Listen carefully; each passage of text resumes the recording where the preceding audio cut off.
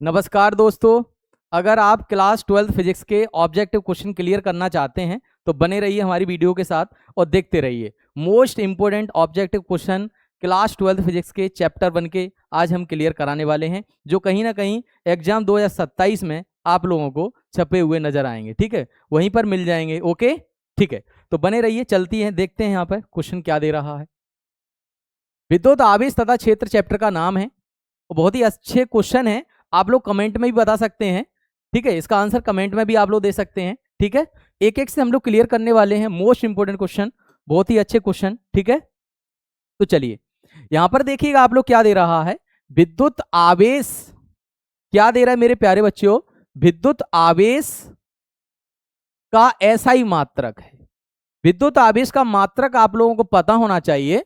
Number A volt, Coulomb, ampere, joule. तो क्या होगा मेरे प्यारे बच्चों, क्या होगा बताइएगा। क्लियर? तो इसका हो जाएगा भाई कूलॉम। राइट आंसर क्या हो जाएगा? कूलॉम हो जाएगा। ओके, ठीक है। अगला हम लोग बढ़ते हैं आगे। अगला क्वेश्चन देखते हैं। अगला क्वेश्चन क्या है? चलिए, दूसरा क्वेश्चन है, इलेक्ट्रॉन पर आवेश होता है। इलेक्ट्रॉन पर कितना आवेश होता है आप लोगों को याद होना चाहिए। क्लियर? तो बताइए कमेंट में क्या होने वाला है। एक दे रहा है 1.6 गुणा 10 की घात -19 कूलम, दूसरा दे रहा है -1.6 गुणा 10 की घात -19 कूलम, अगला दे रहा है -1.6 गुणा 10 की घात +19 कूलम, अगला दे रहा है 0 दे रहा है। तो ध्यान रखना, किसी परमाणु के अंदर क्या होते हैं? प्रोटॉन होते हैं और इलेक्ट्रॉन होते हैं और न्यूट्रॉन होते हैं। ध्यान रखना, ठीक है। तो ध्यान रखना आप लोग, प्रोटॉन पर जो आवेश होता है वो प्लस में होता है। 1.6 गुणा 10 पे घात -19 कूलम, यानी प्लस में आएगा, क्योंकि प्रोटॉन कैसा कण है? धनात्मक कण है, तो प्लस में आएगा। ठीक है, ये किसी प्रोटॉन या किसी इलेक्ट्रॉन पर न्यूनतम आवेश होता है, यानी कम से कम आवेश। क्लियर? तो यहां पर कितना हो गया? +1.6 गुणा 10 की घात -19। अगर इलेक्ट्रॉन की बात करेगा तो आगे माइनस आपको लगाना पड़ेगा, तो 10 की घात -19 कूलम, आगे माइनस लगा दो, -1.6 गुणा 10 की घात -19 कूलम, और न्यूट्रॉन पर कोई आवेश नहीं होता है। तो इसका राइट आंसर होने वाला है बी। क्या होने वाला है मेरे प्यारे बच्चों? बी इसका राइट आंसर होने वाला है। क्लियर? ओके, चलिए अगले क्वेश्चन की तरफ हम लोग बढ़ते हैं। अगला क्वेश्चन क्या दे रहा है? कूलॉम के नियम के अनुसार दो बिंदु आवेशों के बीच जो बल लग रहा है वो किसके समानुपाती होता है? तो ध्यान रखना भाई, कूलॉम के नियम से हमने एक क्वेश्चन कराया, F समानुपाती Q1.Q2।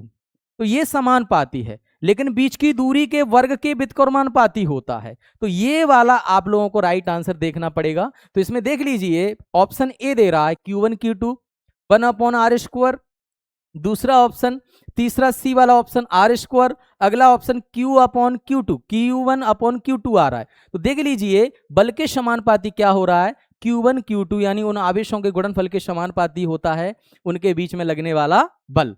ठीक है, तो इसका राइट आंसर हो जाएगा मेरे प्यारे बच्चों, ए हो जाएगा। क्लियर? Q1 Q2। चलिए अगला हम पढ़ते हैं आगे, अगले क्वेश्चन की तरफ। विद्युत क्षेत्र की तीव्रता। विद्युत क्षेत्र की तीव्रता आपको पता होना चाहिए, विद्युत क्षेत्र की तीव्रता क्या है। ठीक है, तो देखिए इसका हमको सबसे पहले एक फॉर्मूला याद होना चाहिए। तो E बराबर क्या होता है? F/Q होता है। विद्युत क्षेत्र की तीव्रता आपने पढ़ी होगी, और विद्युत क्षेत्र की तीव्रता का सूत्र यानी फॉर्मूला E बराबर F/Q, यानी बल बटे आवेश। अच्छा, बल का मात्रक क्या होता है मेरे प्यारे बच्चों? न्यूटन होता है, और आवेश का मात्रक कूलॉम होता है। तो न्यूटन प्रति कूलॉम आप लोग यहाँ पे देख सकते हैं। तो देख लीजिए ऑप्शन में क्या क्या दे रहा है। दे रहा है भाई यहाँ पे न्यूटन प्रति कूलॉम, कूलॉम प्रति न्यूटन, अगला दे रहा है जूल प्रति कूलॉम, वोल्ट प्रति कूलॉम। तो बताइए इसका राइट आंसर क्या है? कमेंट में आप लोग बता दीजिए, क्यों कमेंट में भी बताते रहिए आप लोग। क्लियर? तो यहां पर देखिए इसका राइट आंसर हो जाएगा ए, न्यूटन प्रति कूलॉम। Okay, clear? ठीक है, चलिए आगे बढ़ते हैं अगले क्वेश्चन की तरफ। विद्युत क्षेत्र की दिशा किस दिशा में मानी जाती है ना? किस दिशा में विद्युत क्षेत्र की दिशा होती है? तो ध्यान रखना, ऋण आवेश पर लगने वाले बल की दिशा, धन परीक्षण आवेश पर लगने वाले बल की दिशा, धारा की दिशा, इलेक्ट्रॉन की गति की दिशा। नहीं, आप लोग बता सकते हैं कौन सा राइट होने वाला है? तो इसका राइट आंसर होने वाला है धन परीक्षण आवेश पर लगने वाले बल की दिशा। समझ में आया? वही क्या होती है? विद्युत क्षेत्र की दिशा होती है। क्लियर? ओके, तो इसका राइट आंसर बी हो जाएगा। चलिए अगला क्वेश्चन क्या है, विद्युत क्षेत्र रेखाएं किस आवेश से बाहर निकलती हैं। मैंने आप लोगों को पहले ही बता दिया था, विद्युत क्षेत्र रेखाएं या विद्युत बल रेखाएं धनावेश से प्रारंभ होती हैं और ऋणावेश पर समाप्त होती हैं। तो ये आप लोगों को पता होना चाहिए। जैसे ये कोई हमने प्लस बनाया, इधर से ये बल रेखाएं निकल रही हैं, ये धनावेश से निकल रही हैं, ठीक है, और ऋणावेश की ओर क्या होती हैं, समाप्त होती हैं। ध्यान रखना, ऋणावेश की ओर समाप्त होती हैं, धन से निकलती हैं, ऋणावेश की ओर जाती हैं। तो इसमें दे रहा है विद्युत क्षेत्र रेखाएं किस आवेश से बाहर की ओर निकलती हैं। तो ऑप्शन क्या है मेरे प्यारे बच्चों, ऋण आवेश से, धन आवेश से, उदासीन आवेश से, सभी। तो इसका राइट आंसर कमेंट में बताइए, अन्यथा हम लोग यहाँ पे 20 का राइट आंसर हो जाएगा। धन आवेश से बाहर की ओर जो विद्युत क्षेत्र रेखाएं होती हैं, जो विद्युत बल रेखाएं होती हैं, वो बाहर निकलती हैं। क्लियर?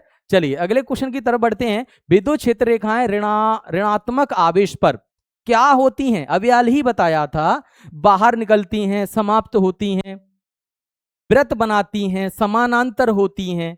मैंने अभी हाल बताया धनावेश से प्रारंभ होती हैं और ऋणावेश पर समाप्त होती हैं। तो इसका राइट आंसर होगा भैया समाप्त होती हैं। किस पर समाप्त होती हैं? ऋणावेश पर समाप्त होती हैं। क्लियर? चलिए आगे बढ़ते हैं अगले क्वेश्चन की तरफ। अगला क्वेश्चन क्या है?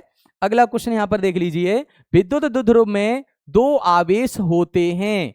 बताइए, हमने आप लोगों को पहले ही बताया था कि कोई विद्युत द्विध्रुव होता है, जैसे ये मान के चलो जे ए है और जे बी है, 2 बिंदु हैं, जे एक प्लस क्यू होगा और एक माइनस क्यू होगा, है ना। तो एक अपोजिट प्रकार के होते हैं, चिन्ह अलग अलग हो सकते हैं, एक प्लस और एक माइनस और एक प्लस, ठीक है, लेकिन परिमाण इनका समान रहेगा। क्या रहेगा भैया? परिमाण इनका समान रहेगा। जैसे मान के चलो 2 कूलम तो यहां भी 2 कूलम, बस फर्क कितना रहेगा, एक माइनस में रहेगा, एक प्लस में रहेगा, यानी अपोजिट प्रकार के रहेंगे। क्लियर है? तो यहां पर देखिए, समान परिमाण एवं समान चिन्ह नहीं हो सकता, असमान परिमाण एवं विपरीत चिन्ह नहीं हो सकता, समान परिमाण एवं विपरीत चिन्ह दोनों शून्य नहीं। तो इसका राइट आंसर हो जाएगा सी वाला। ओके, समझ में आ गया? ठीक है, तो बने रहिए, लगातार इंपोर्टेंट क्वेश्चन हम क्लियर करने वाले हैं, देखते रहिए। विद्युत द्विध्रुव आघूर्ण की जो दिशा होती है वो किधर होती है बताइएगा। धन आवेश से ऋण आवेश की ओर होगी, ऋण आवेश से धन आवेश की ओर होगी, क्षेत्र के विपरीत होगी, कोई निश्चित दिशा नहीं है। तो इसका राइट आंसर आप लोग कर लेना, ऋण आवेश से धन आवेश की ओर होती है विद्युत द्विध्रुव आघूर्ण की दिशा। तो आप लोग अच्छे तरीके से याद कर लेना। चलिए अगला है, विद्युत द्विध्रुव आघूर्ण का एसआई मात्रक क्या होता है। तो विद्युत द्विध्रुव का आघूर्ण का एसआई मात्रक पढ़ने के लिए क्या होता है मेरे प्यारे बच्चे? फॉर्मूला P बराबर होता है Q गुणा 2A। Q का मात्रक कूलम होगा, गुणा में इसका मात्रक मीटर होगा, तो कूलम गुणा मीटर निकल रहा है। आप लोग ऑप्शन में देख लेना, देखो C प्रति M यानी कूलम प्रति मीटर, कूलम गुणा मीटर, न्यूटन प्रति कूलम, न्यूटन गुणा मीटर। तो इसका बी इसका राइट आंसर हो जाएगा, कूलम गुणा मीटर। तो आप लोग इसका बी राइट आंसर इसका कर लेना। ओके, चलिए गॉस के नियम के अनुसार, गॉस प्रमेय हमने कराई है, और जो गॉस प्रमेय है कि बंद पृष्ठ के लिए मान्य होती है। तो किस गॉस के नियम के अनुसार बंद पृष्ठ से कुल यानी कुल विद्युत फ्लक्स, भाई कुल विद्युत फ्लक्स क्या होगा हमने कराया था, विद्युत फ्लक्स को फाई से दर्शाते हैं।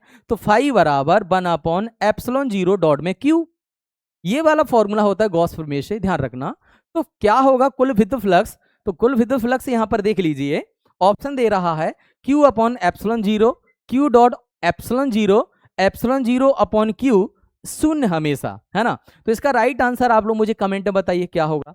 ओके, यहां पर देखिए इसका राइट आंसर क्या होगा, मैं बता देता हूं। जब Q का मल्टीप्लाई 1/ε0 से करेंगे तो Q/ε0 होगा। ये ऑप्शन में कहां नजर आ रहा है? ये नजर यहां आ रहा है, तो ए इसका राइट आंसर हो जाएगा। क्लियर? आया समझ में? तो ए इसका राइट आंसर। चलिए आगे हम लोग बढ़ते हैं। विद्युत फ्लक्स समझ लो आप, विद्युत फ्लक्स का एसआई मात्रक। अच्छा, विद्युत फ्लक्स क्या होता है समझो। विद्युत फ्लक्स को फाई से दर्शाते हैं, है ना। समझो फाई बराबर क्या होगा, E A हो जाएगा। क्लियर? तो E A ऑप्शन देख लीजिए, ऑप्शन क्या है, न्यूटन प्रति कूलम, न्यूटन मीटर स्क्वायर प्रति कूलम, कूलम प्रति न्यूटन, वोल्ट प्रति मीटर। बताइए इसका राइट आंसर क्या है। तो सबसे पहले फाई बराबर क्या होगा, E A होगा। यानी ई ए या फिर ई एस होगा, इसका मात्रक निकालेंगे तो एन का ई का मतलब होता है विद्युत क्षेत्र की तीव्रता, और विद्युत क्षेत्र की तीव्रता का मात्रक होता है न्यूटन प्रति कूलम। क्षेत्रफल का मात्रक होगा मीटर स्क्वायर, जब इनका मल्टीप्लाई करेंगे तो न्यूटन मीटर स्क्वायर प्रति कूलम। आप लोग देख लीजिए, न्यूटन मीटर स्क्वायर प्रति कूलम आया, तो इसका राइट आंसर बी हो जाएगा। ओके, चलो आगे। किसी चालक के अंदर स्थिर विद्युत अवस्था में विद्युत क्षेत्र होगा, यानी स्थिर विद्युत है उसके अंदर, क्या जो विद्युत क्षेत्र है ना, वो कैसा होगा बताइए, अंदर कैसा होगा, ध्यान रखना, अधिकतम होगा, न्यूनतम होगा, शून्य होगा, अनंत होगा। अगर स्थिर विद्युत आवेश की बात कर रहा है और अंदर की बात कर रहा है और विद्युत क्षेत्र की बात कर रहा है, तो इसका राइट आंसर शून्य हो जाएगा। ओके, आया समझ में। चलिए अगले क्वेश्चन की तरफ। न्यूटन बल किस प्रकार का बल है, सॉरी कूलॉम बल किस प्रकार का बल है। कूलॉम का जो बल है ना, वो कौन सा बल है, केवल संपर्क बल है, गुरुत्वीय बल है, विद्युत बल है, घर्षण बल है, बताइए भाई। ये आवेशों के बीच में लगता है ना, तो ये विद्युत बल होने वाला है, तो सी इसका राइट आंसर हो जाएगा। ओके, चलो आगे आगे बढ़ते हैं। यदि दो बिंदु आवेशों के बीच की दूरी दोगुनी कर दी जाए तो कूलॉम बल हो जाएगा, कितना हो जाएगा मुझे बताइए। जैसे कूलॉम का बल होता है 1/4πε0 है ना, डॉट क्यू अपॉन में आर स्क्वायर। तो आर स्क्वायर यानी आर बराबर क्या होता है, दूरी होती है। आर का मान दोगुनी कह रहा है तो 2 का गुणा करेंगे, है ना, कितना हो जाएगा, 2 गुनी की बात कर रहा है यहाँ पे, समझ में आया। तो 2 गुनी हो जाएगा तो 2 का स्क्वायर करेंगे, कितना हो जाएगा, 1/4 गुना हो जाएगा। समझ में आया कि नहीं आया, 2 गुनी यानी 1/4, यानी 2 का रख देंगे तो 2 का स्क्वायर कितना हो जाएगा, 4 हो जाएगा। इसका डी इसका राइट आंसर हो जाएगा। क्लियर है, समझ में आया। तो कूलॉम का बल हो जाएगा, कितना हो जाएगा, 1/4 गुना हो जाएगा। ओके, चलिए आगे हम लोग बढ़ते हैं। चलो अगला है, किसी आवेश को बंद पृष्ठ के बाहर रखने पर उस पृष्ठ से कुल विद्युत फ्लक्स। भाई उस पृष्ठ को, विद्युत क्षेत्र के किसी आवेश को बंद पृष्ठ से बाहर ही रख दिया। जैसे ये कोई बंद पृष्ठ है, आवेश इस पर हमने रखा ही नहीं, यहां कोई आवेश रख दिया, तो इससे कोई विद्युत फ्लक्स गुजरेगा, नहीं गुजरेगा भाई, जीरो। क्या होगा भाई, जीरो होगा। ऑप्शन में देख लीजिए, Q upon epsilon 0, 2Q upon epsilon 0, zero अनंत, इसका जीरो हो जाएगा। Okay, right answer C, C इसका राइट आंसर। आ रहा है ना समझ में, ठीक है, ऐसे ही आएगा, बस बने रहिए, और इंपॉर्टेंट क्वेश्चन बस खत्म होने वाले हैं, बस बने रहिए। ओके, विद्युत क्षेत्र रेखाएं, आगे हम objective question chapter wise chapter लेके आते रहेंगे, और बहुत ही सिंपल हैं, कराते रहेंगे आप लोगों को, ठीक है। विद्युत क्षेत्र रेखाएं एक दूसरे को हमेशा काटती हैं, कभी नहीं काटती हैं, केवल धनावेश पर काटती हैं, केवल ऋणावेश पर काटती हैं, बेटा कभी नहीं काटती हैं। ये राइट आंसर हो जाएगा। ओके, आया समझ में। चलिए अगले क्वेश्चन की तरफ। निर्वात की विद्युतशीलता को दर्शाया जाता है, विद्युतशीलता को किससे दर्शाया जाता है मेरे प्यारे बच्चों, एप्सिलॉन 0 या म्यू 0 या के या ई। म्यू 0 समझ में आ रहा है, विद्युतशीलता की बात कर रहा है ना, म्यू 0 नहीं आएगा, एप्सिलॉन 0 आएगा। ओके, म्यू 0 होगी चुंबकनशीलता, विद्युतशीलता को हम एप्सिलॉन 0 कहेंगे। ओके, चलिए आगे बढ़ते हैं। अगला है आवेश का क्वांटीकरण का अर्थ है आवेश का लगातार बदलना, है ना, आवेश का लगातार बदलना। आवेश केवल निश्चित मूल आवेश के पूर्णांक गुणज में पाया जाता है। आवेश हमेशा शून्य होता है, आवेश केवल धनात्मक होता है। बेटा इसका राइट आंसर बी होता है। क्या होता है मेरे प्यारे बच्चों, बी होता है। चलिए अगला हम पढ़ने वाले हैं लास्ट ऑब्जेक्टिव क्वेश्चन। देखिए क्या दे रहा है, विद्युत क्षेत्र में रखे धनावेश परीक्षण आवेश पर बल की दिशा, है ना, बल की दिशा क्या होगी। ये कोई विद्युत क्षेत्र है, इसमें कोई आवेश रख दिया, है ना, ये विद्युत क्षेत्र है, तो इस आवेश पर बल होगा, वो किधर होगा। तो हमेशा ध्यान रखना, जिस दिशा में विद्युत क्षेत्र की दिशा होती है उसी दिशा में बल की दिशा होती है। तो यहां पर देखिए आप लोग, विद्युत क्षेत्र की दिशा में, विद्युत क्षेत्र के विपरीत दिशा में, हमेशा ऊपर हमेशा नीचे, तो विद्युत क्षेत्र की दिशा में। क्लियर? तो ये चीजें आई, ये 20 most important objective question chapter first के हमने करा दिए हैं। नेक्स्ट वीडियो आने वाली है आप लोगों के लिए चैप्टर 2। चैप्टर 2 में हम लोगों ने क्या कराए, सबसे पहले न्यूमेरिकल वाली वीडियो यानी फॉर्मूले वाली वीडियो, उसके बाद आप लोगों को न्यूमेरिकल वाली वीडियो और जो डेरिवेशन वाली वीडियो वो देखना है, उसके बाद तुम्हारे ऑब्जेक्टिव क्वेश्चन आएंगे। ठीक है, तो इसी तरीके से हम लोग आप लोगों को कराते रहेंगे। आया यहां तक समझ में? अगर हमारी वीडियो आप लोगों को अच्छी लगी हो तो हमारी वीडियो को शेयर करें, लाइक करें, सब्सक्राइब करें चैनल को। ठीक है, तो इसी तरीके से बने रहिए और मोस्ट इंपोर्टेंट क्वेश्चन आप लोगों के लिए लाते रहेंगे और कराते रहेंगे। Okay, thank you so much.